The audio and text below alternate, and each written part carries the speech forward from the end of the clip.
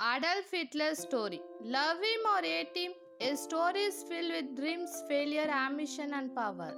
From a small boy with a big dreams to a man who changed the world forever. And let's dive into this incredible tale that will improve your English and keep you cooked till this end.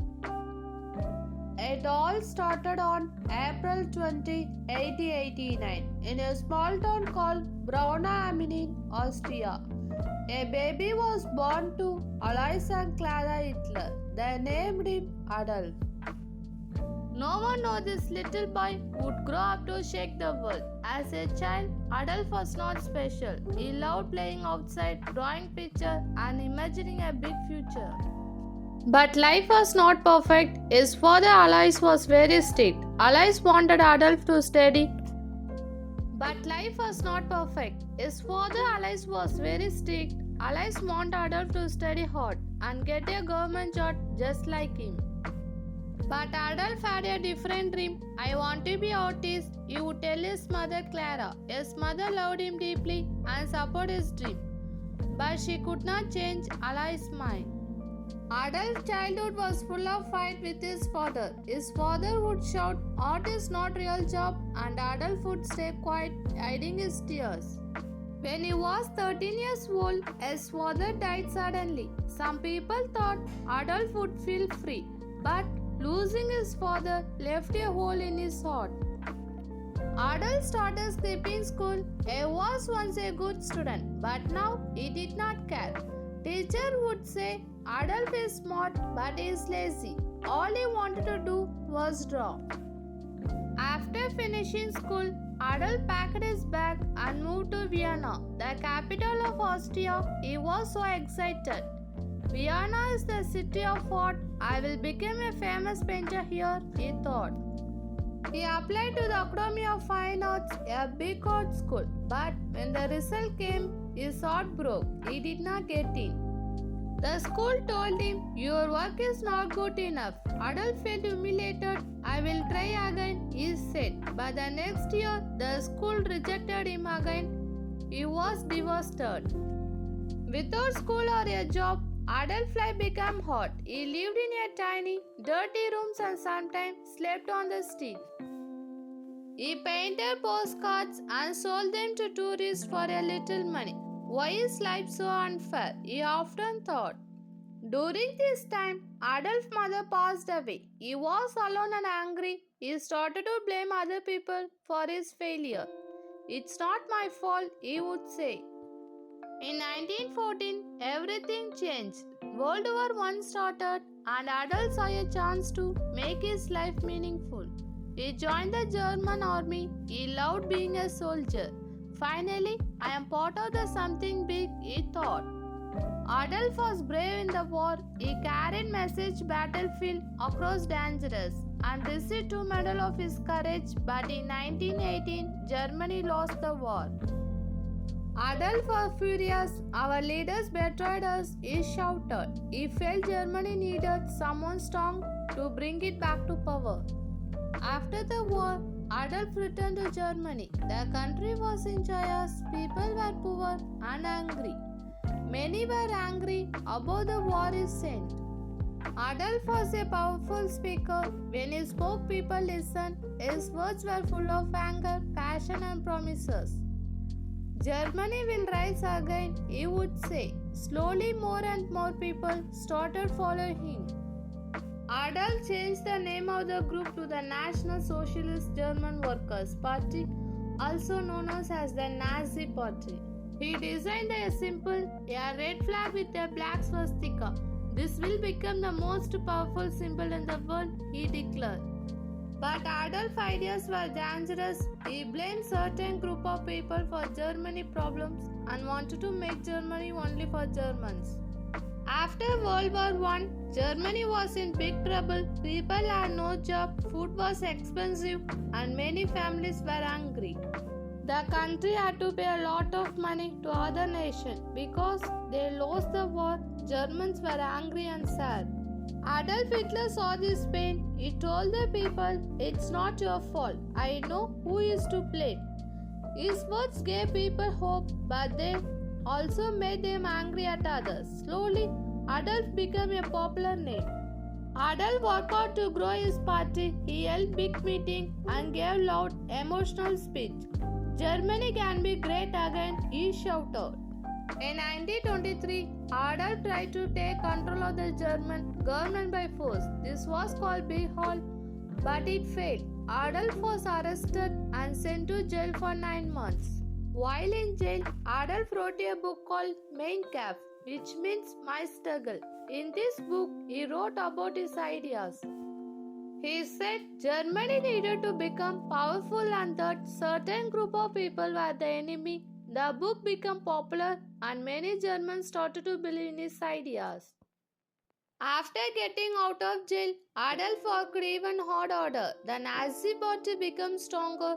By 1933, Adolf Hitler was chosen as the Chancellor of Germany, the country's top leader.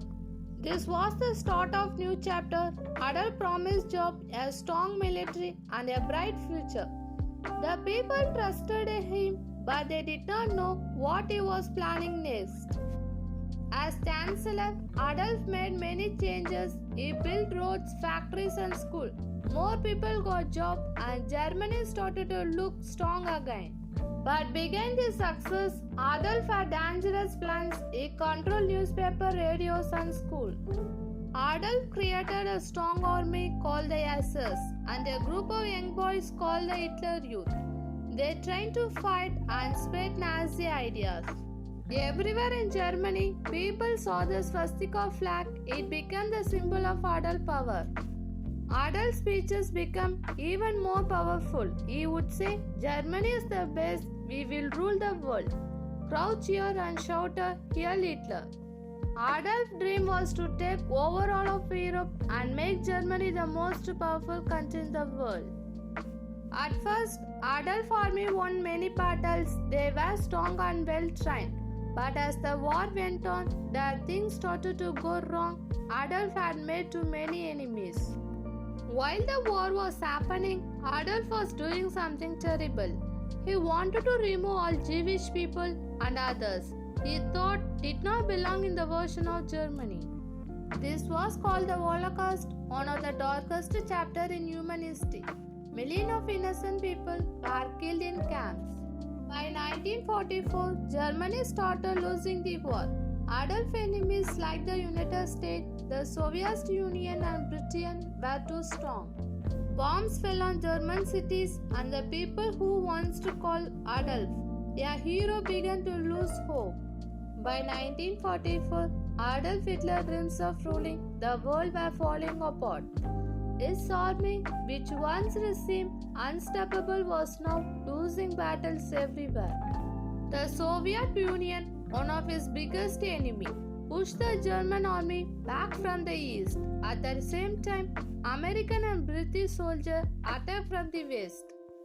German cities were bombed day and night. Families lost their homes and the people began to turn against Adolf. Why did we follow him? Many asked.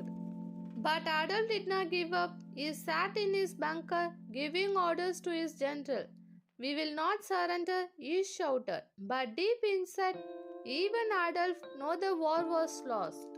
In early 1945, Adolf stayed in a bunker deep underground in Berlin. The bunker was cold and dark, but it was safe from bombs. Inside, Adolf spent his time planning, though there was little hope left.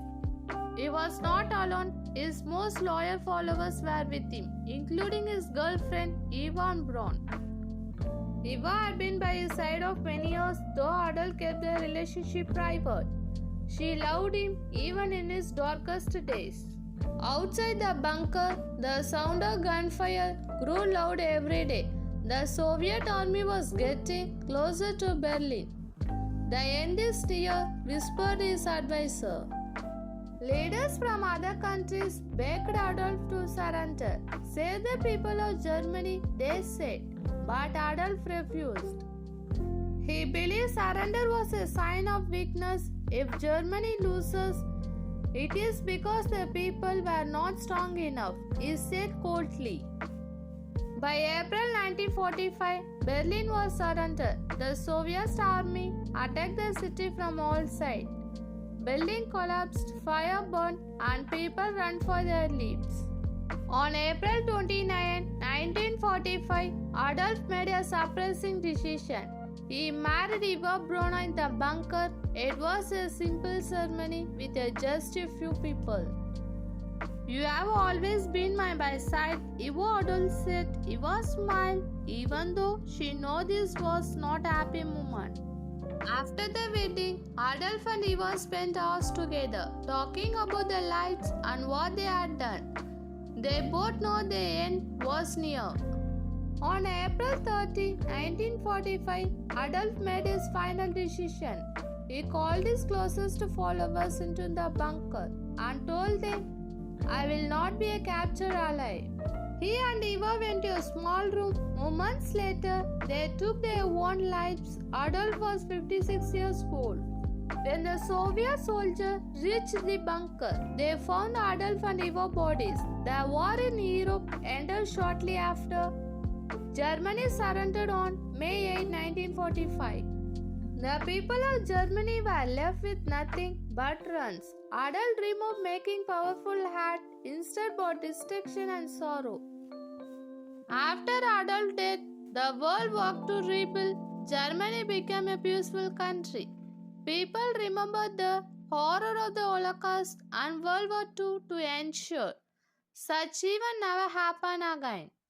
Today, Adolf Hitler's name is reminder of the danger of hatred, unchecked ambition, and misuse of power. Finally, story teaches every decision we make shape our future. Adolf's choice lead to pain and loss, not just for him, but for millions of others.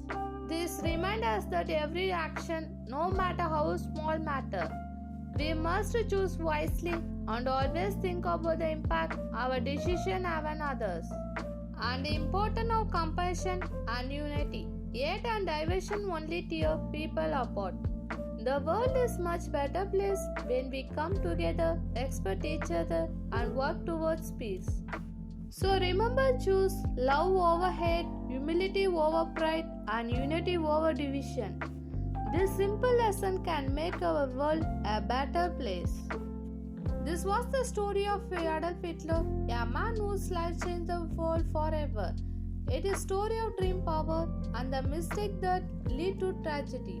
Remember, history is not just about the past. It teaches us how to build a better future.